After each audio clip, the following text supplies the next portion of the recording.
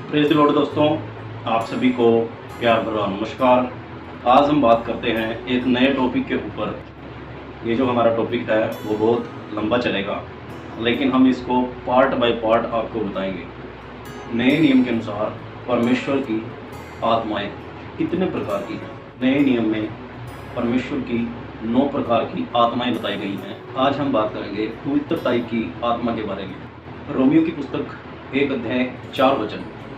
मसीह को मरे हुए में से जिलाया गया, जिलाने वाला था पवित्र आत्मा।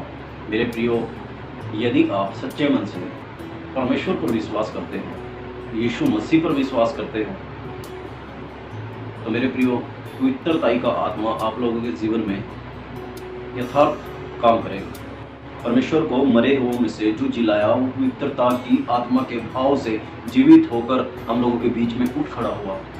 ये परमेश्वर का वो आत्मा है जिसे हम पवित्रताई का आत्मा कहते हैं। यीशु मसीह ने अपने पूरे जीवन में कोई बुरा कार्य नहीं किया था, बल्कि परमेश्वर की सेवकाई में अपना पूर्ण जीवन दे दिया। पवित्रताई की आत्मा ही से यीशु मसीह जिंदा हो उठे।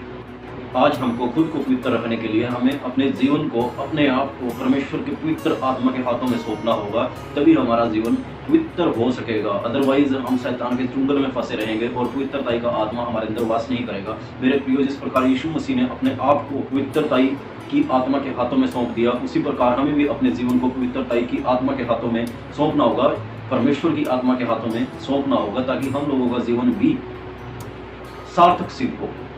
इफिसियों 4 अध्याय 23 से 24 वचन जब हम इधर पढ़ते हैं, यहाँ पर पौलुस क्या कहते हैं कि तुम लोग अपने से अंदर के बुराई के कार्यों को निकालकर मसीह की पवित्र आत्मा को पहन लो। उस सभी जनों को वहाँ पे लिखते हैं जो उस कलीसिया के बीच में होते हैं, वो उन्हें कहते हैं कि तुम सब के सब जो लोग हो, जो नामधराई के लोग हैं, वो सब के सब अपने बुरे कुकर्मों से फिरकर पवित्रताई की आत्मा को पहन लो, ताकि तुम सब मसीह के समान हो जाओ।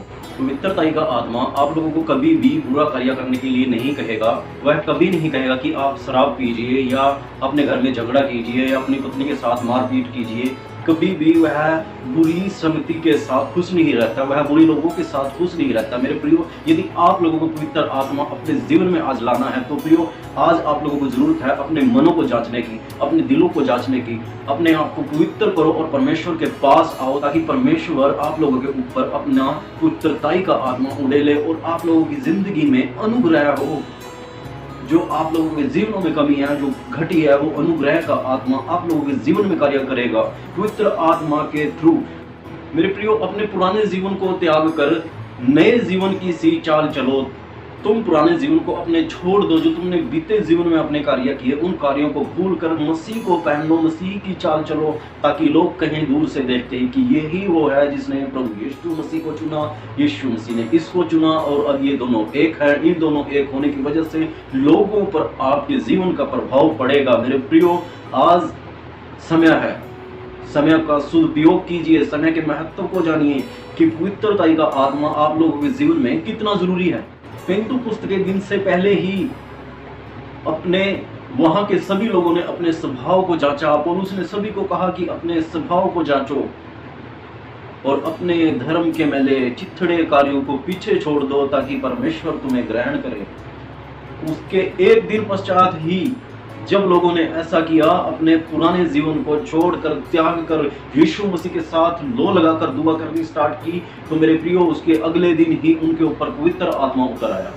इसका अर्थ ये है कि हमारे जीवन में यदि कहीं कमी है और हम लगातार प्रार्थना करते जा रहे हैं और अपनी कमी को यीशु मसीह के सामने अंगीकार नहीं कर रहे हैं, मेरे प्रियो, तो पवित्र आत्मा आप लोगों के ऊपर कभी भी वास नहीं करेगा। वचन कहता है कि तुम पवित्र आत्मा के घर हो। यदि इस मंदिर को तुम नाश करते हो, तो तुम अपने अंदर की पवित्र आत्मा का नाश करते हो, और पवित्र आत्मा के विरुद्ध कही जाने वाली कोई भी बात परमेश्वर स्वीकार नहीं करता। बल्कि जो व्यक्ति पवित्र आत्मा के ऊपर दोष लगाता है, पवित्र आत्मा के विरुद्ध होकर चलता है, उसके ऊपर परमेश्वर दंड लाता है। मेरे प्रियो, यदि आज आप लोगों के जीवन में परमेश्वर के विरुद्ध चलने का कोई भी इच्छा उत्पन्न होता है, आज के इस सिचुएशन को देखते हुए, जैसा कि भारत देश के अंदर, सभी देशों के अंदर लॉकडाउन की जो स्थिति बनी हुई है, क्योंकि वायरस को लेकर सभी लोग अपने अपने घर में बैठे हैं। मेरे प्रियो, आज वही समय है, आप लोग अपने घर में बैठे हैं, अपने मनों को फाड़िए, अपने मनों को नम्र और दीन कीजिए और परमेश्वर के सामने आए, पवित्र आत्मा की मांग कीजिए।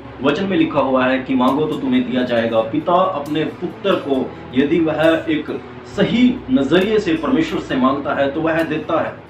लूका की पुस्तक 11 से 13 वचन जब हम पढ़ते हैं तो उधर यीशु मसीह कुछ कहते हैं। मेरे प्रियो, स्क्रीन पे जरूर इसे ध्यान से पढ़ लेना और अपनी बाइबल से भी इसे पढ़ लेना। लिखा, उनमें से ऐसा कौन सा पिता होगा कि जब तुम्हारा पुत्र तुमसे रोटी मांगे और तुम रोटी के बदले उसे पत्थर दो, जब तुम्हारा बच्चा तुमसे मछली मांगे और तुम मछली के बदले उसे सांप दो, और यदि तुम्हारा बच्चा तुमसे अंडा मांगे और तुम अंडे के बदले उसे बिच्छू दो। जब तुम बुरे होकर अपने लड़के वालों को अच्छी वस्तुएं दे सकते हो तो तुम्हारा स्वर्गीय पिता तुम्हारे मांगने पर पवित्र आत्मा क्यों नहीं देगा। यह पूरी बात स्वर्गीय पिता और मनुष्यों के बीच में, जो परमेश्वर को मानने वाले हैं, उनके बीच की बात की व्याख्या की है, जो यीशु मसीह ने एक अलग तरीके से यहाँ पे जो बात बताई है, ताकि वहाँ के लोग इस बात को समझ सके। आज आप लोगों के जीवन में यह एक बहुत अच्छा मौका है, आप लोग परमेश्वर के पास आए और उनसे मांगिए, क्योंकि परमेश्वर बिना उल्हाना किए बुद्धि देता है। तो पहले आप बुद्धि की मांग कीजिए, उसके पश्चात अपने घर की प्रत्येक आवश्यकताओं को, जरूरतों को परमेश्वर के सामने रखिए। और सबसे बड़ी बात है कि आप लोग पवित्रताई की आत्मा मांगिए, ताकि जब आपका जीवन पवित्र हो तब समस्या का समाधान या हेल्प आपकी चारों तरफ से एकदम से उमड़ कर आ जाए। दोस्तों, जब पवित्र आत्मा आप लोगों के जीवन में होगा तब ना कोई लड़ाई होगा, ना कोई झगड़ा होगा, ना कोई द्वेष होगा, ना कोई ईर्ष्या होगा।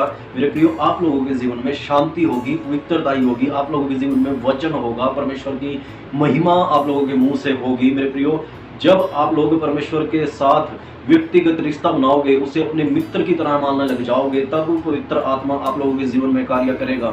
आप लोगों के जीवन को देखकर दूसरे लोगों के अंदर यह बात आएगी, यही है वो जो पवित्र आत्मा की अगुवाई में होकर चलता है, यही है वो जो परमेश्वर की अगुवाई में होकर चलता है।